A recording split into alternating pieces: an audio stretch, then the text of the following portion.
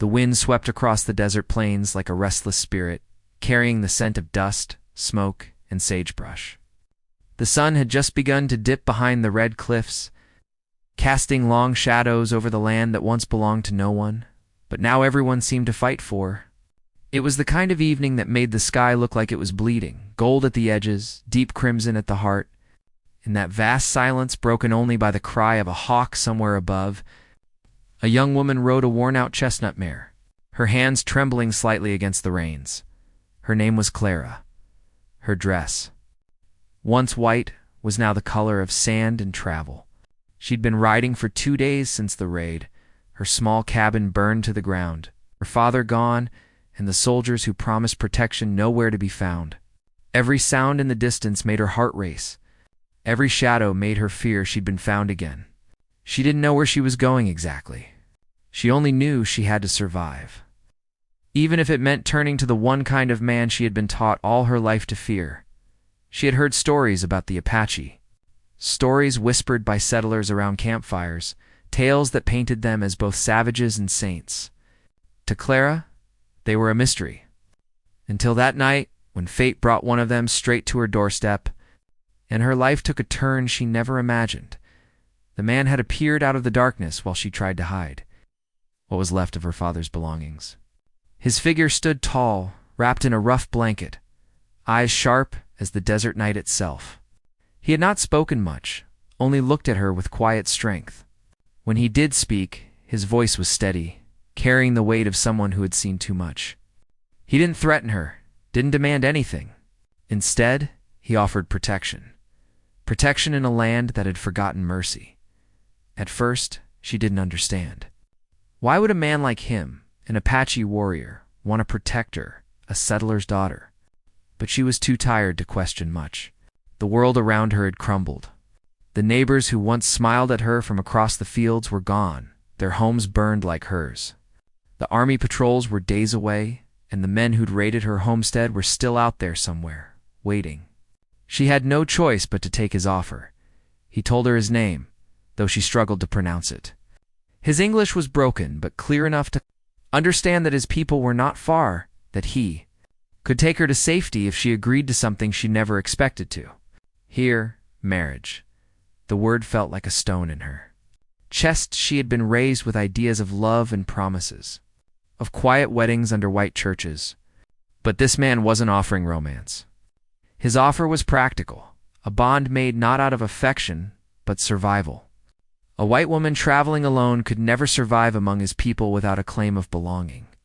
And so, under the red glow of the dying sun, with nothing left but fear and a hope she didn't want to admit, Clara agreed to marry the Apache. The ceremony was simple, spoken vow before the spirits of the land and the quiet witnesses of his tribe. There was no music, no flowers, no soft laughter, just the crackling of a fire and the heavy silence between two people who shared nothing but circumstance at first. She slept near the fire while he stayed on the edge of camp. He never touched her, never asked for more than she was willing to give. He spoke little, but when he did, his words carried honesty, the kind she hadn't heard in a long time. He taught her how to grind corn, how to track the prints of wild horses, how to listen to the land when it spoke in winds and rustling leaves. She began to notice how gentle he was with the children of his tribe, how he bowed his head to elders, how he looked at the stars like they were old friends. Still, she told herself it meant nothing. He was her protector, nothing more. The marriage was only a name, a shield to keep her alive. She had to remember that.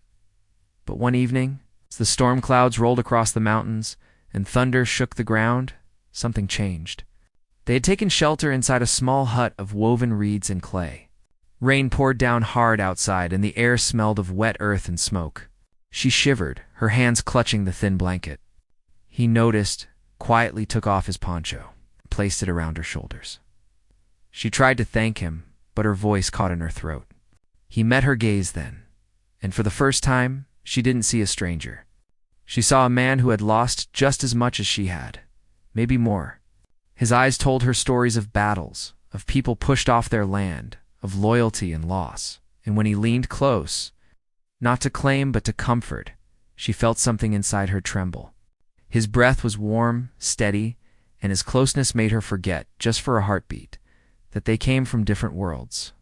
His lips brushed hers in a quiet moment that felt like the desert itself had paused to listen. It wasn't the kiss of passion she had dreamed of as a girl. It was gentler, almost uncertain, as if he feared to cross a line. But it awakened something she hadn't felt since before the war came, and took everything from her. Safety, not the kind given by soldiers or walls, but the kind that came from being seen, truly seen. When she pulled away, her heart was pounding so loud she thought he could hear it. She turned her face away, whispering that she needed to rest. He nodded, saying nothing, and returned to his corner by the doorway. Yet the air between them had changed. That night she couldn't sleep. The rain had stopped, but the world outside still seemed to tremble. She watched him in the dim firelight, his strong features softened by shadow. For the first time, she wondered what kind of man he had been before the fighting. Before the land was divided by fences and flags, in the following days, she noticed how the others looked at her differently, some with suspicion, others with quiet acceptance. She was no longer just the lost white woman they had taken in. She was his wife, and that title carried a strange weight she hadn't expected. The women of the tribe began teaching her their ways. The children followed her around, curious about her pale skin and soft hair. Slowly, she began to belong, yet part of her still resisted. Every night she told herself it was all temporary, that one day she would find a way back to her people, back to the life she once knew. But as time went on, that old life began to fade in her memory, replaced by the rhythm of drums, the laughter around the fire, and the quiet presence of the man who had saved her. One morning, when she woke before dawn, she saw him standing at the ridge, his silhouette outlined against the rising light. Something about the way he stood, proud and still, made her chest tighten. She rose to join him, but before she could, she saw movement in the valley below. Riders, too many to count. Her breath caught. They were soldiers. For a long moment, she couldn't move. The man turned his head, his expression unreadable, but his hand moved to the knife at his side. In that moment, Clara realized the choice that would soon come, the one she had been running from all along. Would she stand beside the man she'd married only for protection, the one whose quiet strength had become her peace? Or would she return to the world that once called her its own but left her to die? As the first echo of gunfire rolled through the valley, she felt her heart split between two worlds, both claiming her. The desert wind carried the scent of smoke once more, and she knew the peace she had found was about to shatter. And when he turned toward her, eyes steady and calm, even in the face of danger, she couldn't tell anymore if the fear trembling inside her came from the soldiers below or from the truth. She was no longer ready to deny. The soldiers came fast, their dust clouds rising like storm spirits from the valley floor. Clara could see the flash of sunlight on their rifles, the shine of brass buttons, and the pale glint of horses' hooves striking stone. They were too many, and they were close. Her breath quickened, her fingers gripping the edge of the doorway as her heart thudded against her ribs. The Apache beside her stood still, unreadable, his jaw tight, but his eyes calm. He didn't move to hide. He didn't run. He simply watched, as though he'd known this moment would come all along. The tribe was already stirring.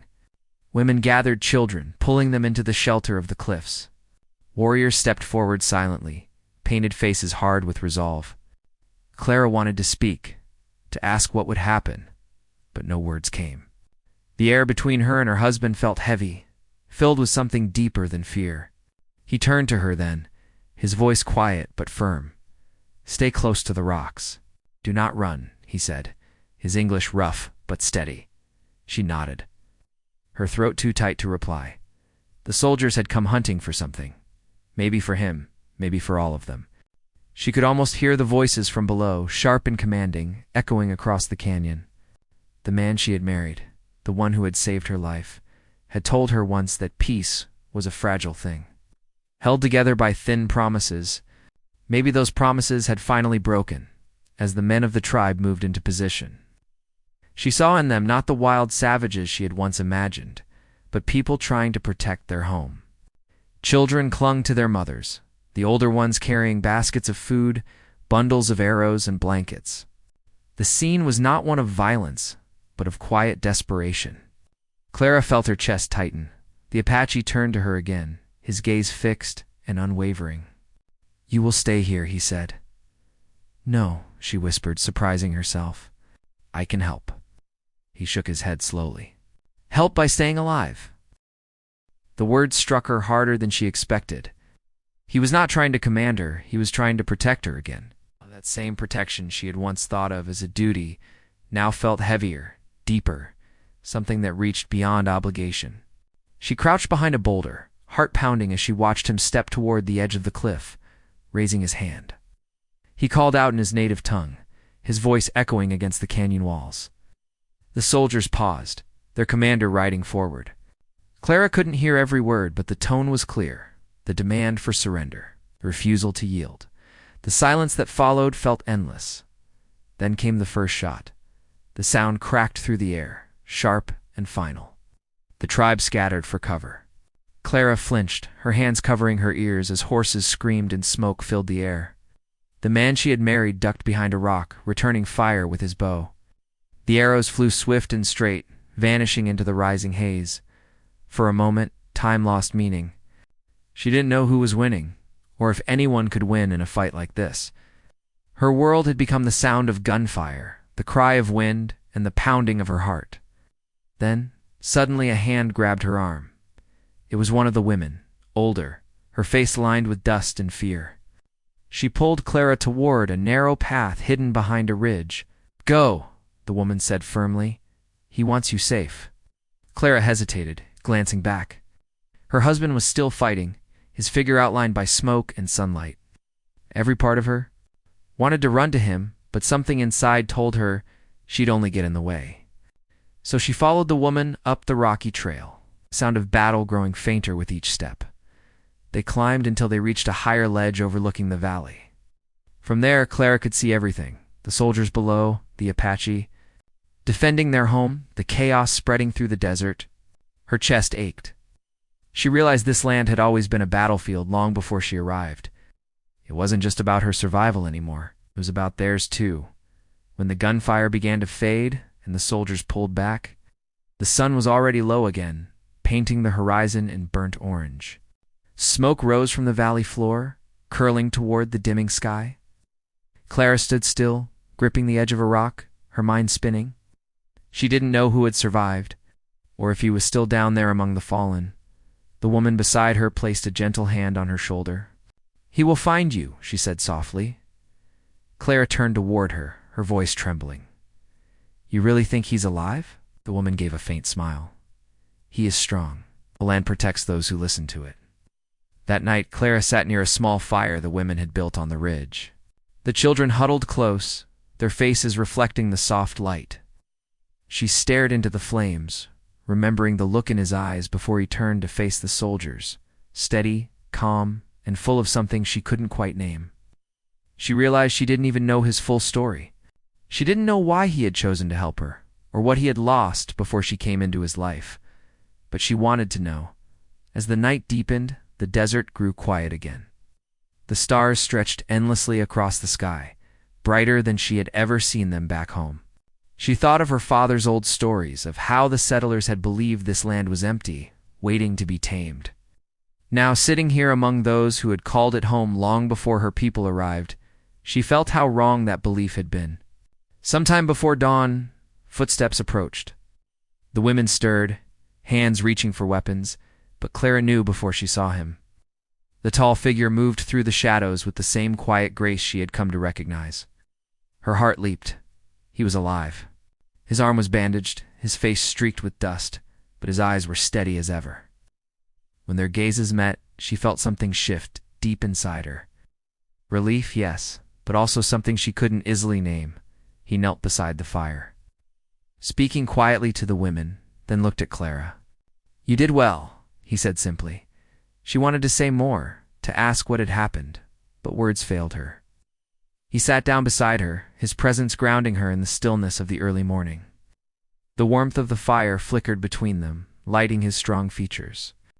"They will come again," he said finally. "More soldiers." She swallowed hard. "Then what will you do?" He looked out toward the horizon, where the first traces of dawn touched the sky. "We move farther into the mountains. There is a valley they do not know." "And me?" she asked, almost afraid to hear the answer. "You are my wife," he said simply. "You come with me." The words shouldn't have meant much. Their marriage had been one of necessity, after all. Yet they did. There was no force in his tone, no demand. Just quiet certainty.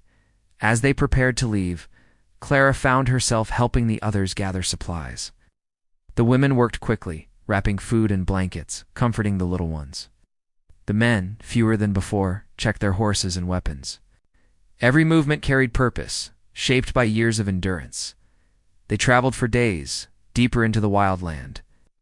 The path was rough, winding through canyons where echoes lingered and the air smelled of pine. Clara grew used to the rhythm of travel. The sound of hooves on stone, the rustle of wind through tall grass. The soft hum of voices speaking a language she was slowly beginning to understand. Each evening, when they stopped to rest, she found herself sitting near him.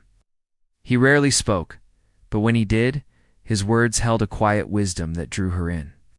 He told her about his mother, who had taught him that the earth remembers kindness and cruelty alike. He spoke of a brother lost in battle, and of the promise he made to protect those who could not protect themselves. It was then she realized something she had never considered. Before, maybe he hadn't just saved her out of duty. Maybe in his own way, he saw in her a reflection of his own loss. As the group neared the mountain valley, the air grew cooler, the scent of cedar filling the air.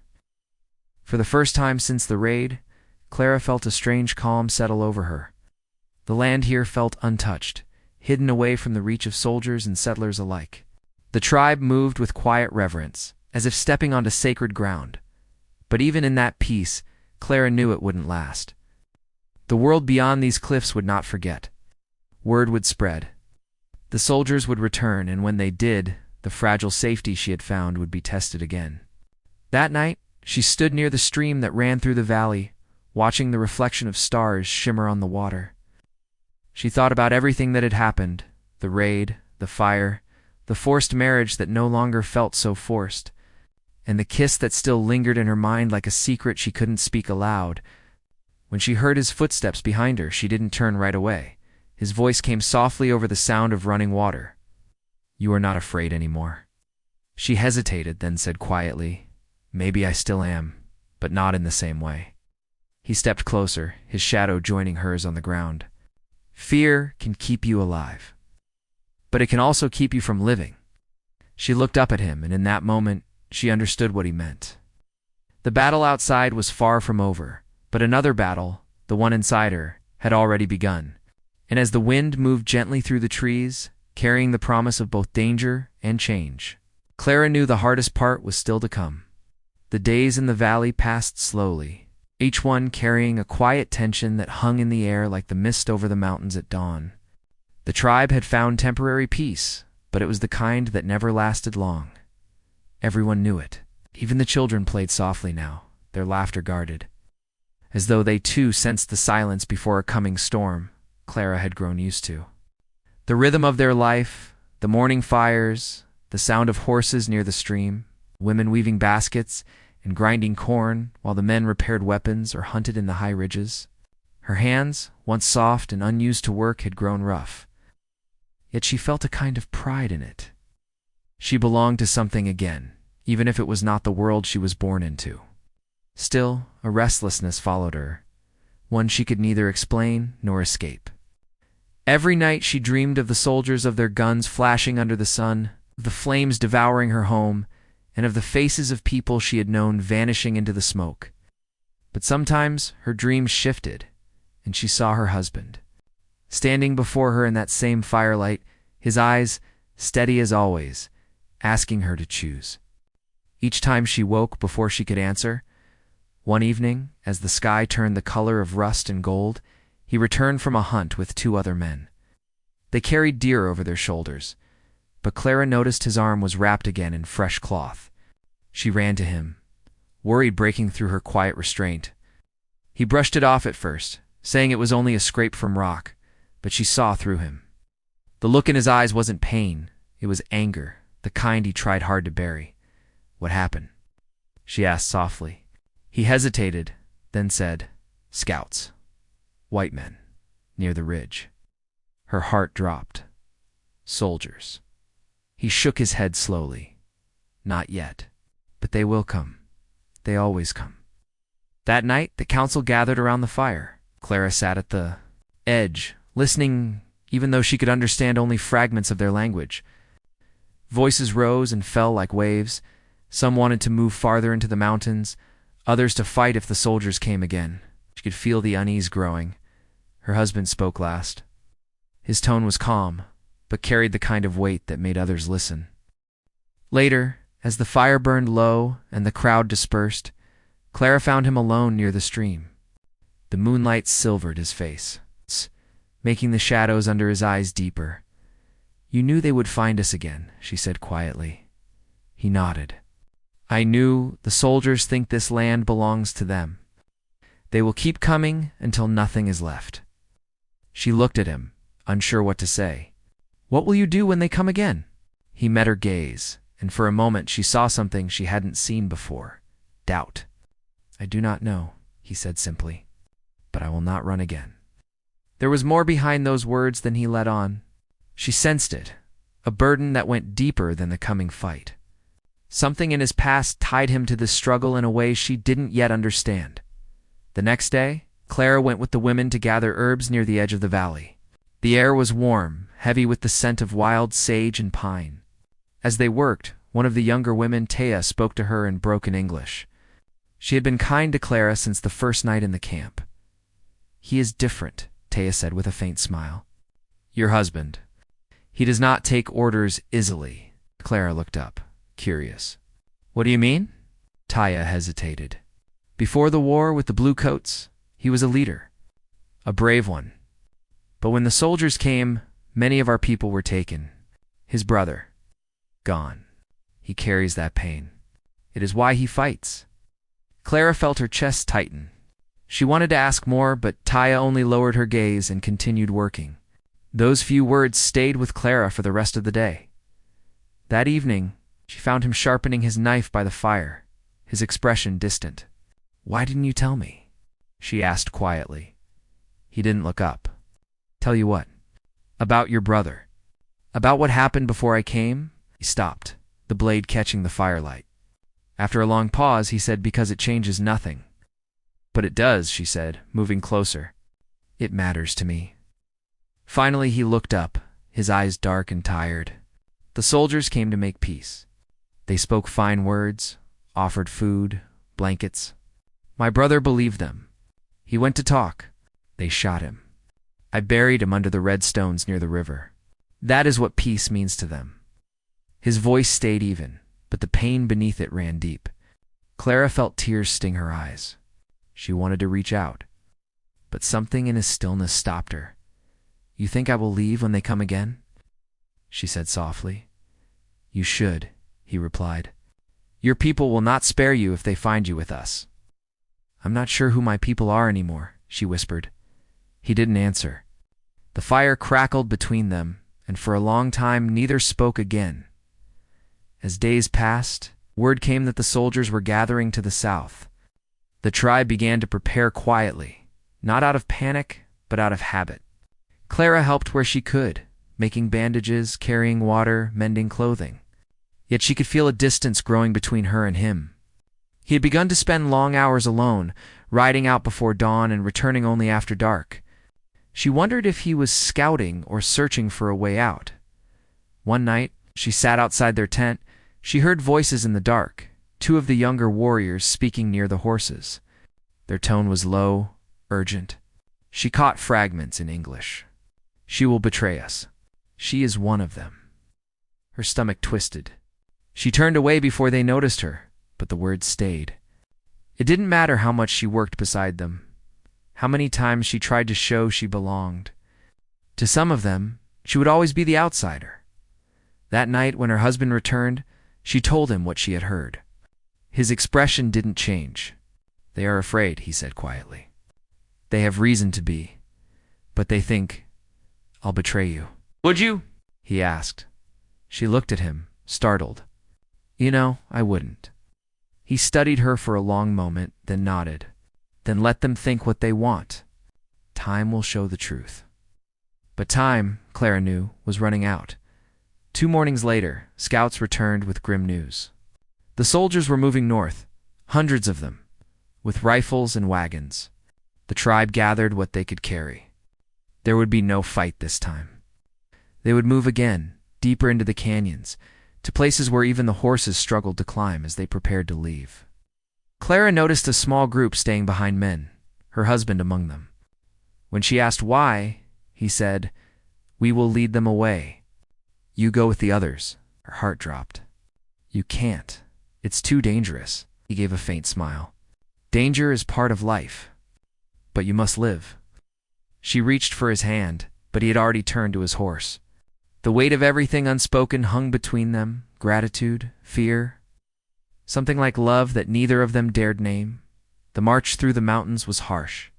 The path wound through narrow cliffs and dry riverbeds.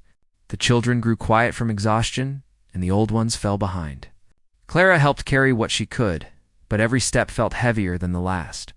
Her thoughts never left him, wondering if he was safe. If the soldiers had found him, she would ever see him again. When the group finally reached a hidden valley, the women began to set up camp again. But even as the fire burned and the children slept, Clara sat apart, staring at the distant ridges. She thought about the first night she met him, about the kiss she still couldn't forget, about how everything had changed since then. Somewhere in the darkness, far beyond her sight, men were risking their lives so the rest could live.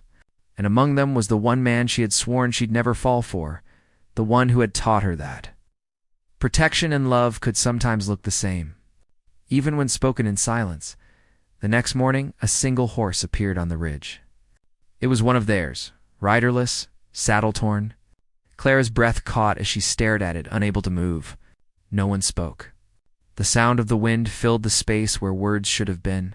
Her heart pounded as the horse neighed softly, pacing along the rocks before disappearing again into the trees.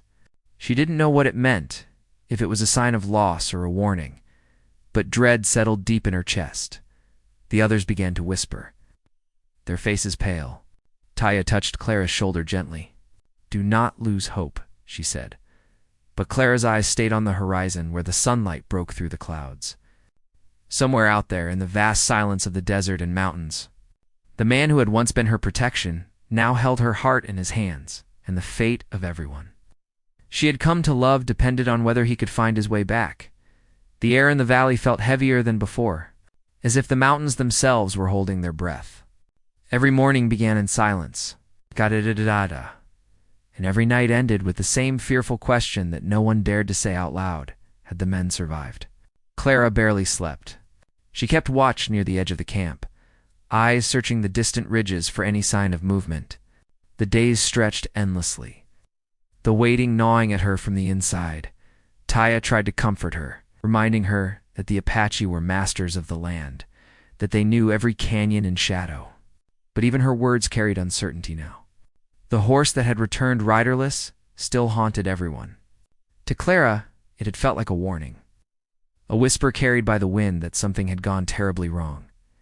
Each night the fires burned lower, their light flickering across anxious faces. The tribe's leader, an older man with hair streaked in gray, spoke in quiet tones with the younger warriors, planning, arguing, waiting for news that never came. Food was running thin, and every sound beyond the cliffs made the children startle. Clara could feel the fear pressing in on them like the darkness itself. On the 5th night, as the moon rose pale over the valley, a faint sound broke through the quiet, a distant call carried on the wind. The sentries stirred, whispering in the dark. Clara's heart leapt as she rose to her feet, her hands trembling. It was the call of her husband's tribe, the same one he had used to signal their return from hunting. She ran toward the sound, ignoring Taya's warning behind her. When the first riders appeared through the shadows, Clara's breath caught in her throat. There were only 3. She recognized one of them, a young warrior who had often ridden beside her husband. His face was hard, eyes downcast. The others gathered quickly, speaking in low voices as the survivors dismounted. One carried an arm in a sling, another had a deep cut across his shoulder.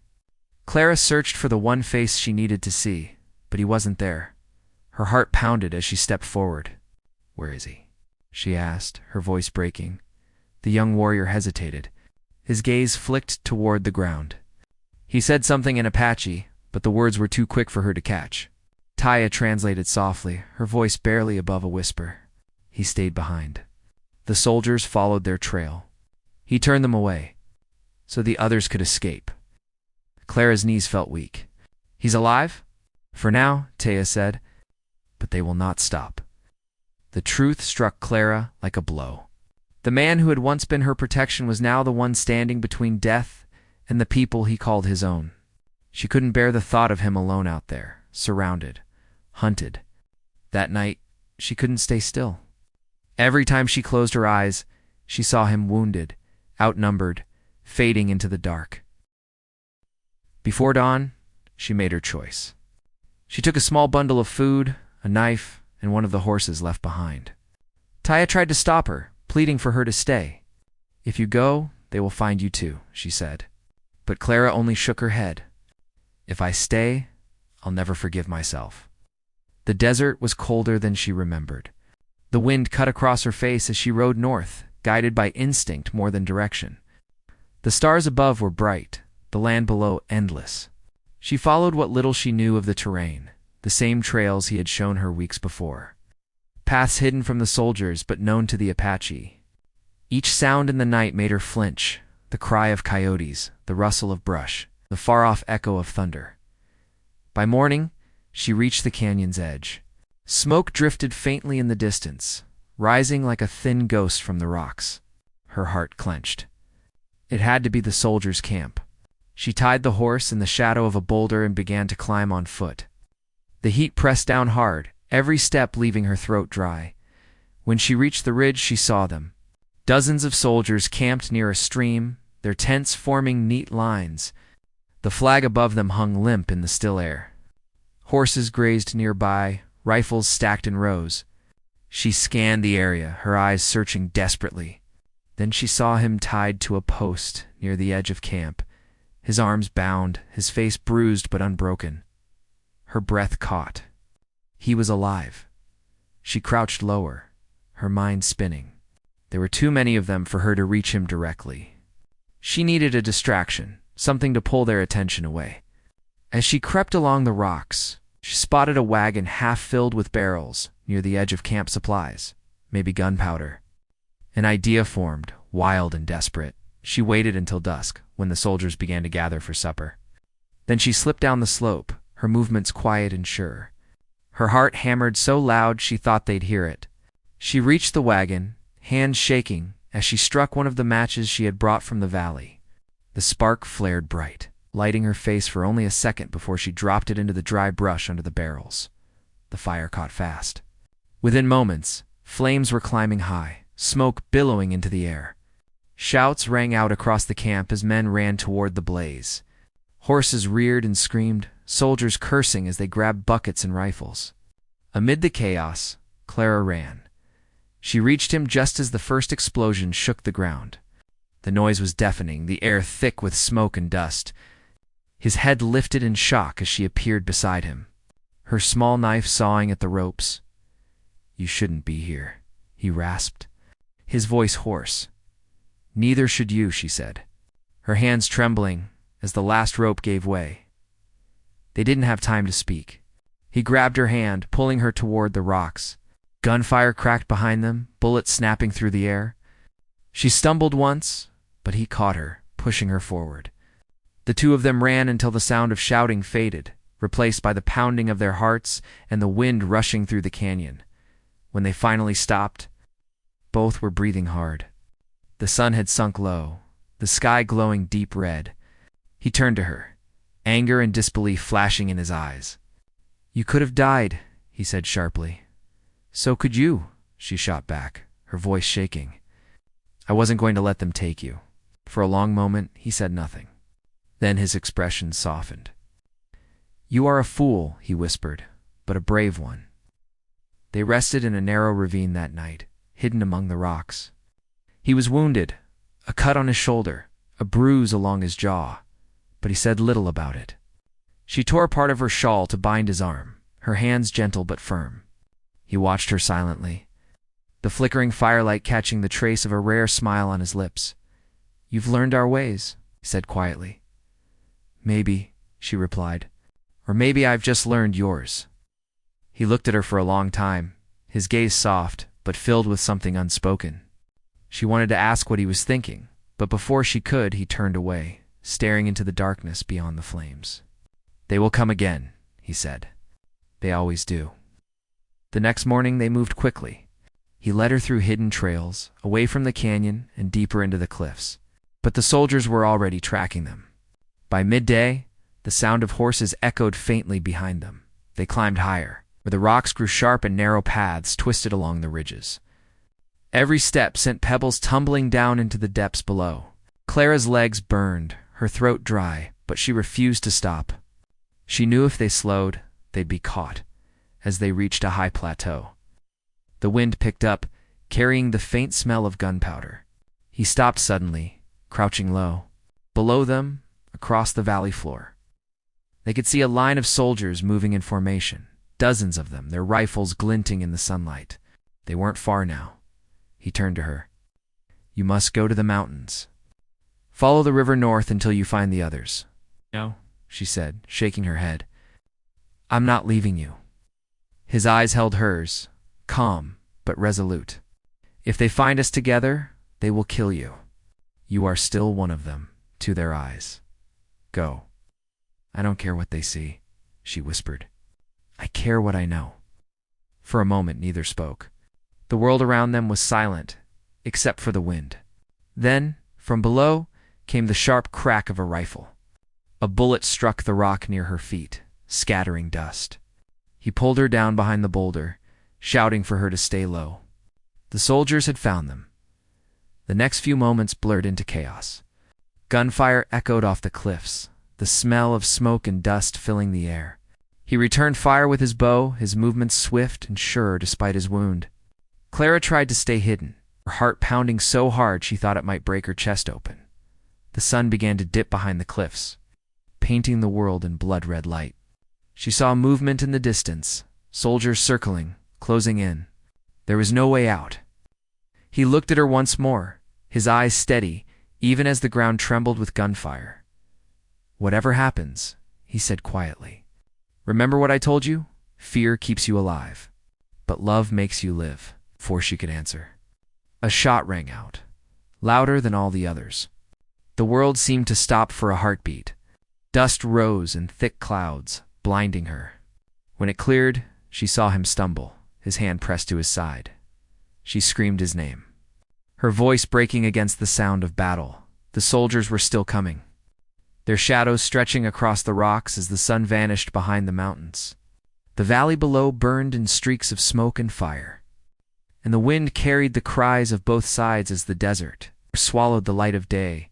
And somewhere in that chaos between love and war, between fear and fate, everything that had held them together was about to be tested in a way neither had ever imagined. Clara's scream echoed through the canyon, swallowed by the roar of gunfire and the rush of the wind. She ran toward him, her heart pounding as she dropped beside his fallen body. His breathing was shallow, his eyes half open, the light in them flickering like a candle fighting the wind. She pressed her hands against his wound, desperate to stop the bleeding, her voice trembling as she whispered his name. Around them, the sounds of battle faded, replaced by the ringing in her ears and the heavy silence that followed. The soldiers had pulled back, their attention drawn elsewhere as the Apache warriors appeared from the ridges. Striking from the shadows with cries that shook the cliffs, he tried to speak, but she shook her head. "Don't," she said softly. "Save your strength." His hand found hers, rough and warm despite the blood. "You came for me," he said weakly, a faint smile crossing his lips. "I couldn't do anything else," she whispered. The Apache warriors reached them soon after. Among them was Taya, her face streaked with dust and fear. She knelt beside Clara, her eyes wide as she saw the wound. "We must move him," she said. But her voice carried the same doubt that sat heavy in Clara's heart.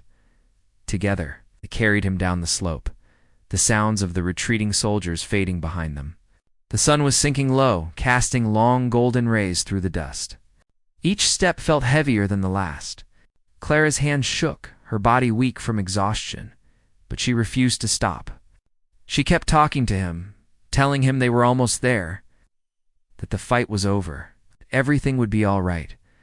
They reached a shallow cave near the river, hidden among the stones. The air was cool, the sound of water steady. Clara tore more fabric from her shawl, cleaning the wound as best she could. He winced, but didn't pull away. The others stayed close, guarding the entrance, watching the valley below for any sign of pursuit. For a while, the only sound was the wind and the river's murmur. Then his voice came, soft and strained. "You should have left when I told you to." Clara looked at him, tears blurring her vision. "And live with that for the rest of my life?" "No. You would have done the same for me." He smiled faintly. "You still don't understand. Love is not about saving someone. It's about standing beside them, even when you can't." Her chest tightened at his words. "Then I'm where I'm meant to be," she whispered. That night, as the moon rose over the cliffs, the wind carried the distant sounds of battle far away. The soldiers were gone, driven back toward the plains. The Apache had held their ground. Taya came to Clara's side and laid a hand on her shoulder. "He is strong," she said. "He will see the morning." Clara nodded, though she wasn't sure she believed it. She sat beside him, holding his hand, her thumb tracing the lines on his palm. Memories flooded her the first time they met. The quiet evenings under the stars, the way he'd laugh softly when she tried to speak his language. All of it came back like pieces of a dream she didn't want to wake from. When morning came, the light touched the cave walls, painting them gold. He was still alive, his breathing steadier, though his face was pale. The worst had passed. Relief washed over her like rain after drought. She leaned close, whispering a prayer of thanks. In the days that followed, the valley began to heal. The tribe returned from their hiding places, gathering again by the river. The war had taken much from them. Friends, land, safety, but not their spirit. Clara helped where she could, tending the wounded, cooking beside the women, learning their quiet rhythm of survival. The people no longer looked at her as a stranger, but as someone who had earned her place among them. He recovered slowly. Each day he grew stronger, though the scar on his side remained as a silent reminder of what they had endured. Sometimes he would sit by the fire, watching the children play, his eyes distant. When she asked what he was thinking, he would only say, "About how close we came to losing everything." Weeks later, as the first cold winds of winter swept through the valley, they stood together on the ridge overlooking the land. Below them, the river wound like a silver thread through the canyons. Smoke rose from the campfires, and the sky stretched wide and endless. "This place will never be safe," he said quietly. "I know," she replied, "but maybe it doesn't have to be. Maybe safe isn't what we need." He looked at her, studying her face. "Then what do we need?" "Peace," she said, "and maybe time to learn how to live again." For a long moment, neither spoke. The world around them seemed still, caught between the past and what lay ahead. He reached out, his fingers brushing hers, grounding her in that fragile moment. That evening, they gathered with the others around the fire. Taya sang an old song, one that told of loss and hope, of how the land remembers every step taken upon it. The flames danced, casting long shadows on the ground. Clara listened, her heart full yet heavy, knowing that not everything could be fixed. But there was beauty in what remained, in the resilience of people who refused to be broken, in the quiet strength that came after the storm. In the days that followed, word came that the soldiers had retreated east, leaving the valley in uneasy peace. The tribe would move soon, seeking new ground, safer ground. Clara knew she had a choice to make: return to the world she had once known, or stay in the one she had helped fight for. She spent the night walking by the river, the cold air sharp against her skin. The stars above were bright, reflections shimmering on the water's surface. Every choice she had made had brought her here, to this moment of calm after chaos. When she finally returned to camp, she found him waiting, standing by the fire. "I thought you might have gone," he said quietly. "I thought about it," she admitted. "But I realized there's nothing left for me out there. Not the way there used to be." He stepped closer, his voice soft. "Then stay. Not because of me, but because this land needs people who see more than hate in it." She smiled faintly. "Maybe it's not the land that needs us. Maybe it's us who need it." He nodded, and for the first time in a long while, there was peace in his eyes.